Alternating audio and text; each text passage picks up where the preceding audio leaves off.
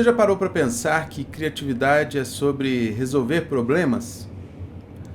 Muita gente acha que ser criativo é ser artista, ser músico, ser publicitário. Mas na verdade eu falo o seguinte: se você trabalha, você precisa ser criativo e precisa trazer soluções que tragam resultados. Então foi por isso que eu criei o podcast Indústria Criativa, para a gente aproximar essa palavra da indústria, que é uma coisa que eu gosto muito e já trabalhei há muitos anos. Já trabalho há muitos anos. Eu queria muito, antes de começar, agradecer meus parceiros, a FIENG, primeiramente, que possibilitou a gente lançar o podcast Indústria Criativa aqui no Imersão Indústria. O P7 Criativo, que é o primeiro hub de economia criativa do país. A Fornex, que é a nossa produtora. E a Leb, a agência de marketing que eu sou CEO, que está dentro do Grupo Partners, e a Corp é a nossa parceira de assessoria de imprensa. Então, vamos lá, estou com 2 convidados aqui. Vamos falar de problemas. Problemas geram pensamentos criativos para a solução. E qual é um dos maiores problemas da indústria brasileira? Projetos que atrasam, estouram o orçamento, entregam menos do que prometem. Então, bilhões perdidos aí porque cada um olha para o seu lado, né? Mas e se o cliente, fornecedor, a indústria, a consultora ou quem for gerenciassem ali, trabalhassem junto nesse projeto? Não facilitaria, né? Compartilhando decisões, informações, responsabilidades, parece utopia? Pois é exatamente isso que está começando a acontecer e é isso que nós vamos falar. Estou aqui com o Ricardo Alves, diretor executivo da Graficoa, e o senhor Ilso Oliveira, presidente do Conselho Administrativo da Retec e presidente da Câmara de Obras Industriais da FIENG. Muito obrigado, sejam bem-vindos. Vamos lá, começando aqui com uma provocação. Talvez um pouco exagerada. Quando que vocês viram que essa contratação, né, esse modo de trabalhar de cada um no seu quadrado não estava funcionando tão bem mais? Pode começar, por favor, Ricardo. Primeiro, obrigado, né, pela oportunidade de estar discutindo esse tema tão relevante para a indústria. Eu vou falar com os olhos da mineração, né? No fim do dia, os projetos de desenvolvimento minerário também são projetos industriais. Difícil dizer que o modelo anterior, ou que algum modelo anterior falhou. Na verdade, projetos eles são únicos, né, doutor Ilso?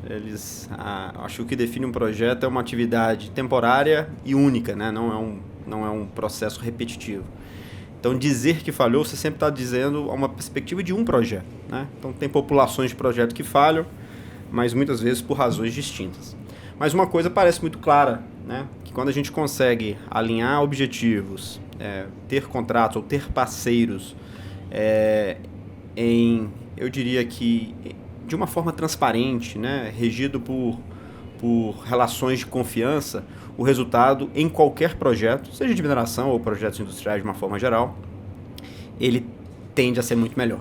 Então a gente tende a ter projetos mais baratos, mais competitivos, com cronogramas mais curtos e com nível de qualidade, segurança que é almejar. Então eu não diria que que o modelo do passado é um modelo falho, mas eu diria que como você falou, né, a criatividade é entender um problema e propor soluções distintas, diferentes, né?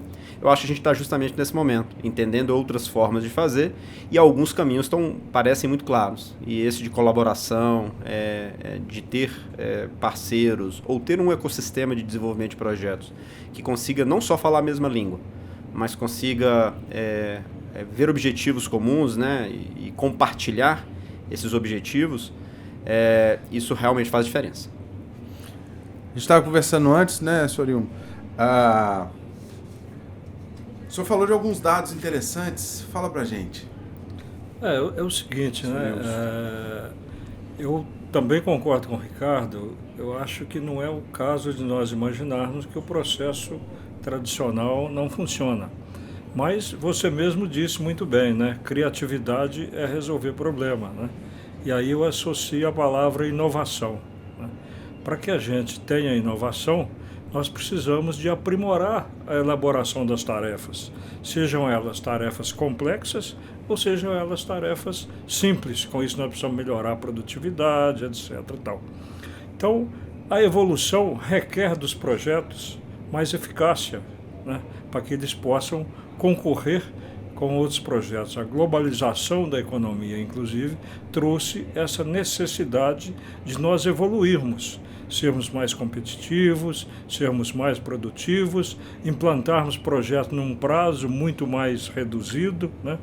Se nós voltarmos aí alguns anos atrás, você levava às vezes 4, 5 anos na implantação de um projeto. Hoje você precisa implantar esse projeto em 24 meses, em 18 meses, porque para que ele se viabilize economicamente, ele precisa de cumprir um prazo, precisa de cumprir uma produtividade. Então, em função disso, começou-se a observar um percentual importante dos projetos considerados projetos que não tinham sucesso total. Eles atrasavam, eles custavam mais, não performavam bem quando entrava no ramp-up de produção. Então, discutindo, buscando, né, essa melhoria, essa evolução, chegou-se à necessidade de aprimorar a maturidade das empresas envolvidas na elaboração, na execução dos projetos. E para isso, nada melhor do que nós discutirmos, né, o fornecedor, o contratante. Muitas vezes você tem empresas que estão executando trabalhos aí há 20, 30, 40, 50 anos. Então elas têm um conhecimento embarcado nas suas organizações muito grande. E às vezes o empreendedor está implantando, está empreendendo aquele projeto. Não é o negócio dele implantar projeto. O negócio dele é focar as energias dele no setor que ele produz, no que ele vai produzir, né? Por exemplo, se há uma mineração, como disse o Ricardo, de minério de ferro, ele vai focar os esforços dele em ter um processo de mineração eficaz. Em contrapartida, as executoras de obras, de engenharia, de construção, de montagem, têm esse conhecimento embarcado. Então, na medida que há essa disposição de discutir de uma forma, como disse muito bem o Ricardo, de uma forma transparente, a probabilidade de sucesso cresce. Ou seja, isso passa um pouco por... ontem eu conversei com o CEO da Uzi Minas, né, Marcelo Chiara, e ele falou um pouco que o grande líder tem que ter um pouco de humildade, né? E é isso, né? Aprender com quem sabe talvez mais do que a gente, pra gente focar no que é importante nesse sentido, né? Eu acho que no dia a dia faz muito sentido. Mas isso pode também gerar alguns problemas, né? Essa gestão assim, será que gera aquela falta de responsabilidade? Quem que é dono realmente? Quem que, né? A cobrança, como é que eu cobro? Como é que a gente pode fazer isso melhor, funcionar melhor? Sempre que a gente tem uma nova forma de fazer algo que já vem sendo feito, é claro que tem pontos positivos e tem pontos que a gente precisa ter atenção. Essas novas modalidades, né, como fazer a gestão contratual, como de fato estabelecer responsabilidades e a contabilidade, né, como é que você faz... Isso é algo que de fato tem sido discutido e talvez seja o principal ponto a ser compreendido, porque exige não só de quem está construindo o projeto, na figura do empreendedor, né, do dono do projeto, mas também do mercado, que envolve redução de assimetria de informação, discussão desde as fases de contratação de uma especificação, qual a melhor forma de empacotar o meu projeto. Se eu tenho um projeto industrial, eu vou usar o exemplo da Grafcoa. Nós estamos lá em Jordânia, no Vale de Jequitinhonha. É um projeto que vai demandar cerca de 100 milhões de dólares de investimento. E nós temos desde terraplenagem, nós temos civil, estrutura metálica, equipamentos mecânicos, elétrica, automação. É impossível você ser especialista em tudo, né? É impossível você achar que um contrato ou existe uma solução simplificada para gerenciar um projeto tão complexo, num local distante dos principais centros, com escassez de mão de obra, de um mineral muito complexo, que é o grafite. Então, a resposta que eu te dou é clareza de propósito, é deixar claras as coisas, é ter modalidades contratuais que permitam a flexibilidade.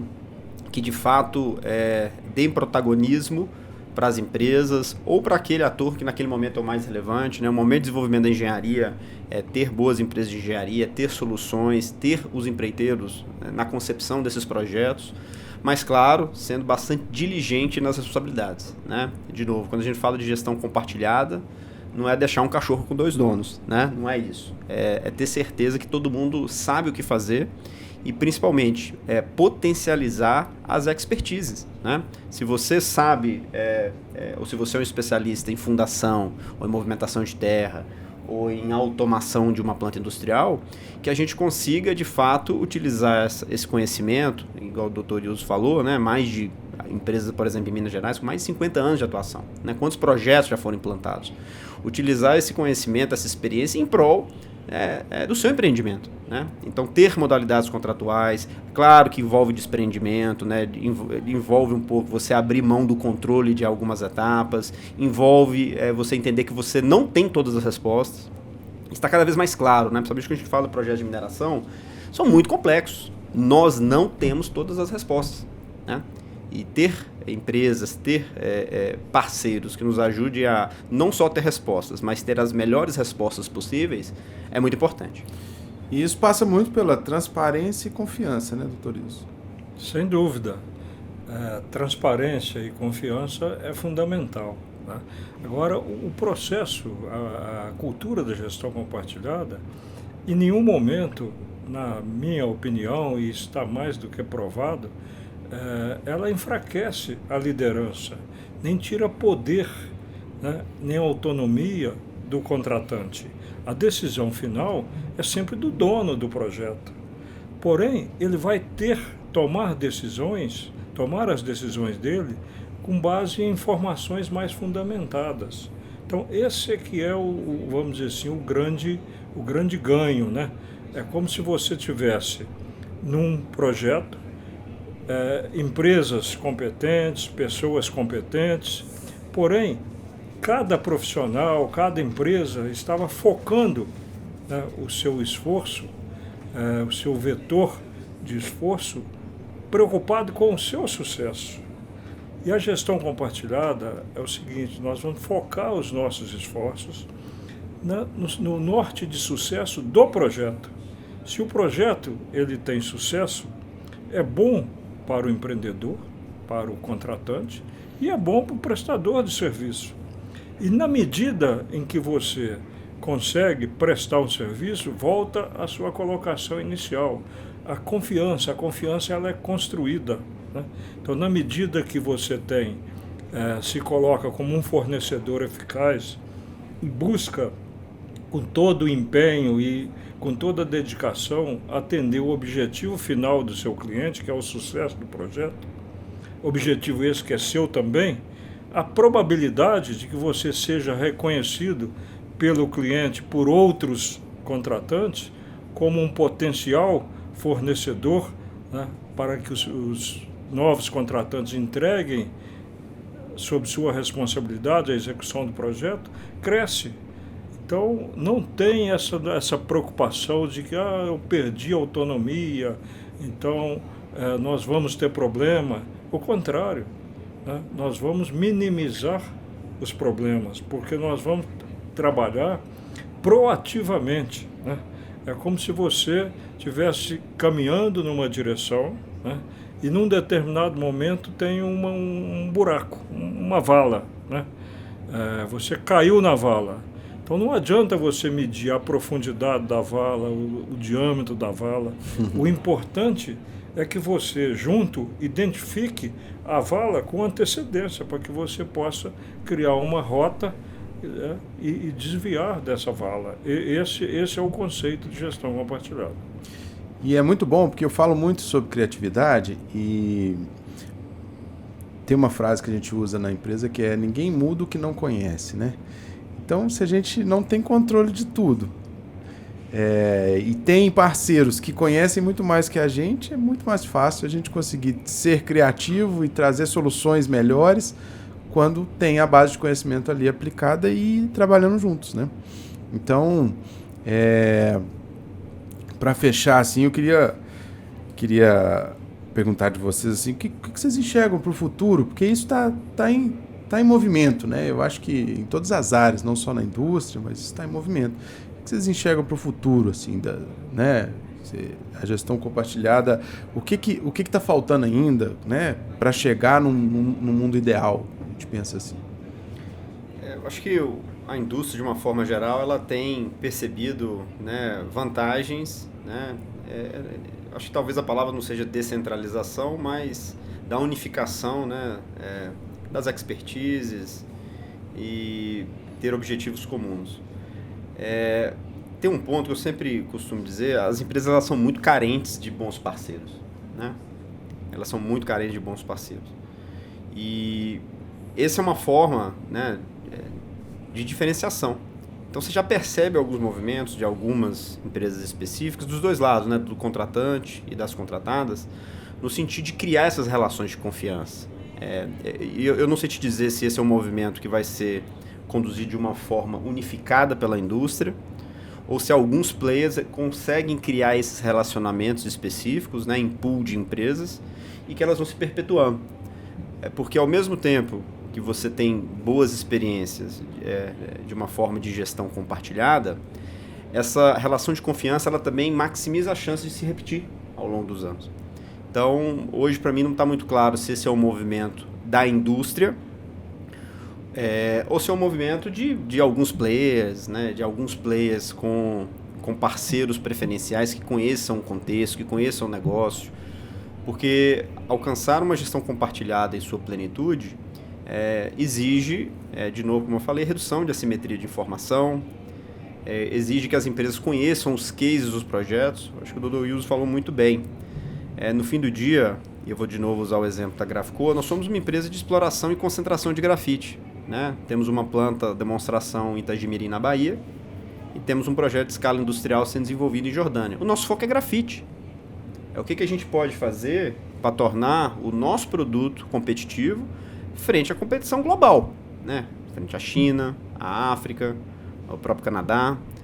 Esse tem que ser o nosso principal foco. O que a gente precisa fazer para ocupar um espaço, né, na adoção, na eletrificação de frotas de uma forma geral, para produzir o grafite que seja competitivo na hora da decisão de compra dos grandes mercados que fabricarão essas baterias.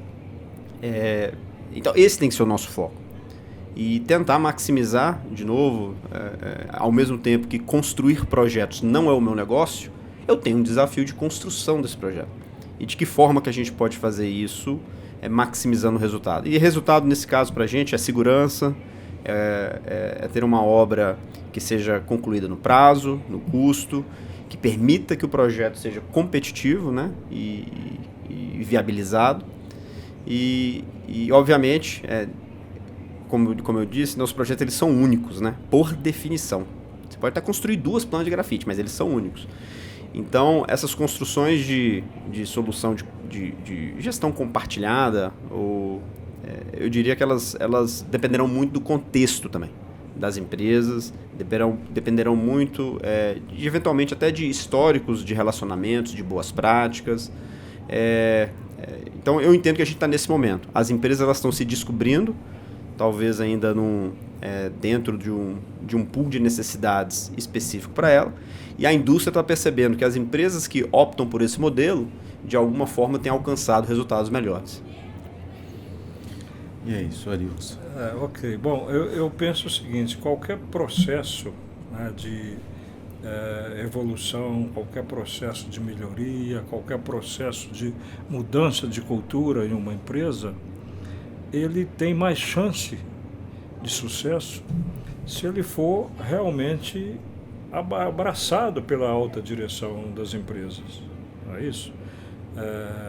E eu acho que nós estamos vivendo um momento em que a alta direção das empresas tem observado que é muito importante eles darem uma atenção para essa questão, porque se você for pensar do ponto de vista do empreendedor, né, do implantador de projeto, né, no caso, por exemplo, que o Ricardo citou, não tem maior custo para um projeto do que esse projeto atrasar, né? Esse projeto não performar, esse projeto acontecer durante a sua implantação, acidentes, por exemplo, né, que podem lesionar pessoas, né? Então, ou pode acarretar problemas com o meio ambiente, né, etc. e tal. Então, não tem maior custo do que isso, né? Então, isso é uma consciência que todo dirigente de empresa sabe muito bem disso, né? Então, na medida em que a alta direção das empresas entenderem que esse ajuste, né, não é nem uma mudança, é um ajuste de direção, né, na forma de implantar projetos, nós vamos pegar uma velocidade de acontecimento de projetos implantados com essa cultura. Evidentemente que o Ricardo falou uma coisa importantíssima: cada projeto é único, né? Não tem receita de bolo, né? A solução mesmo de gestão compartilhada utilizada em um projeto pode ser muito boa para aquele projeto, mas ela pode requerer ajustes para um novo projeto. Então, esse entendimento que faz com que a gente avance nisso, que nós possamos ser mais produtivos, que a indústria brasileira se torne mais competitiva em termos de mercado mundial, porque isso é bom, inclusive, para o fornecedor, porque se o Ricardo implanta um projeto dele e tem sucesso, né, ele implanta um projeto dele a um bom custo, a probabilidade de que ele faça uma expansão nesse projeto ou que ele crie um novo projeto é muito grande. Então, à medida que você desenvolve o seu processo, agora olhando do ponto de vista da construtora, da montadora, da empresa de engenharia, que você ajuda o seu cliente a ter um projeto eficaz, você está se ajudando, porque você está abrindo novos horizontes de oportunidade para você.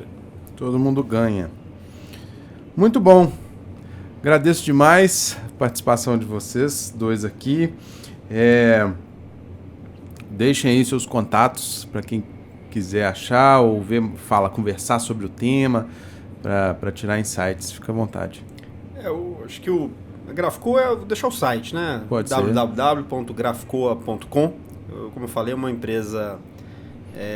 nós estamos em ramp-up, na nossa primeira planta, desenvolvendo outras unidades de processamento de grafite. Só um ponto final, muitas pessoas não conhecem a importância do grafite, né?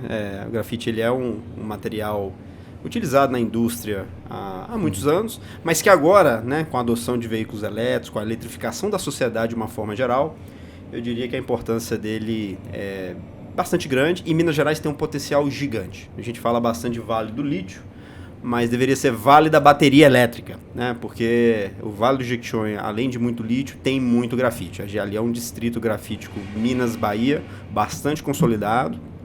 Nós temos uma operação em Itagimirim, na Bahia, e um outro projeto sendo desenvolvido em Jordânia, e isso vai colocar Minas numa posição de destaque de fornecimento de minerais de transição energética de uma forma geral, e especificamente do grafite, que é utilizado no ánodo das baterias, né? E obrigado pela oportunidade. Muito bom.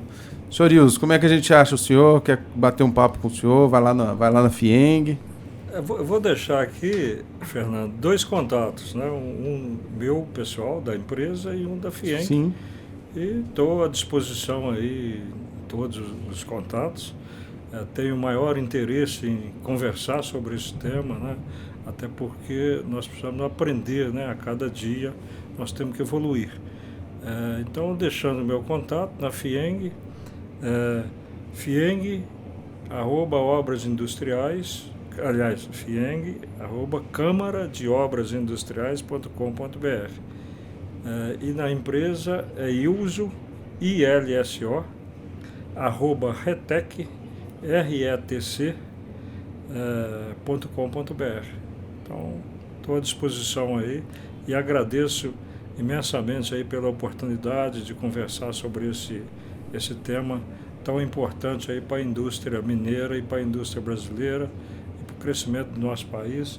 Agradeço aí a companhia aqui do Ricardo, né? Sempre É bom ouvi-lo porque a gente aprende muito. Nós que estamos com tendo ele, essa chance aqui, né? Uma aula, né, que a gente hora. tem aqui. Demais. Eu tô muito grato mesmo, porque eu tô aprendendo de tudo um pouco, né? Que bom. Muito bom. Então, agradeço quem ficou nesse programa até agora. E se você tem aí projetos na indústria que tem atrasado, compartilhe esse podcast com a sua equipe, né? Chama o pessoal e vamos conversar mais. Até a próxima.